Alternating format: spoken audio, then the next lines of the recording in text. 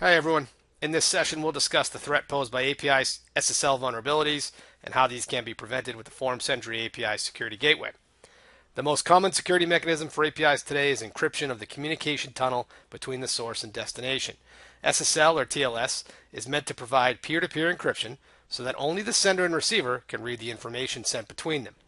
SSL vulnerabilities hit weak or improper implementations of SSL and TLS protocol specs to compromise the communication channels, gain access to private information, and unauthorized access to applications and services.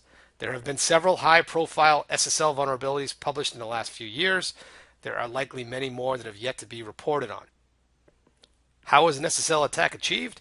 SSL requires a handshake between the client and server to negotiate the security and establish the secure tunnel. The threat vectors for SSL vulnerabilities include compromising the client, compromising the server, or compromising the algorithms themselves that are used to secure the tunnel. Which types of APIs are most vulnerable? APIs that are exposed using products with C-based security libraries, such as OpenSSL. APIs that allow SSL v3 or TLS v1.0. APIs that allow insecure cipher suites to negotiate the SSL tunnels. APIs that process SSL termination on the back-end application servers.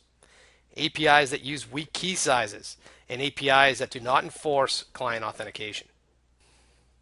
So how does the Form Sentry API Security Gateway prevent against these API SSL attacks? Well, for starters, by processing SSL operations using a patented Java crypto engine with no C-based libraries, no OpenSSL, that runs within our own lockdown, secure, and certified operating system with no direct shell access. Other features include the ability to specify the cipher suites allowed for the tunnel and disabling known vulnerable ciphers, the ability to enforce that TLS v1.2 be used with all clients and servers, and the ability to require certificate authentication both with clients and servers. Let's take a look at SSL policies in Form Sentry. Ssl Termination Policies are used for incoming traffic. You specify a key pair, which is the Sentry server certificate, and it's securely stored within the Sentry key store. You can optionally choose to authenticate the client certificate.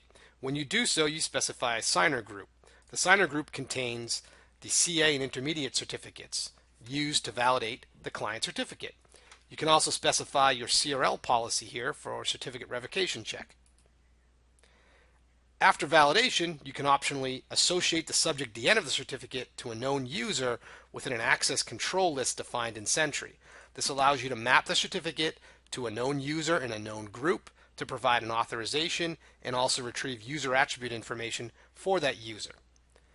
You can specify the protocols you want to allow or disallow for this SSL policy, as well as the cipher suites. You'll notice that known vulnerable cipher suites are disabled by default. Sentry logging information for SSL connections is excellent. You can easily see the TLS protocol and ciphers used, and this can be very helpful for finding those stubborn clients who have yet to move to the more secure protocols.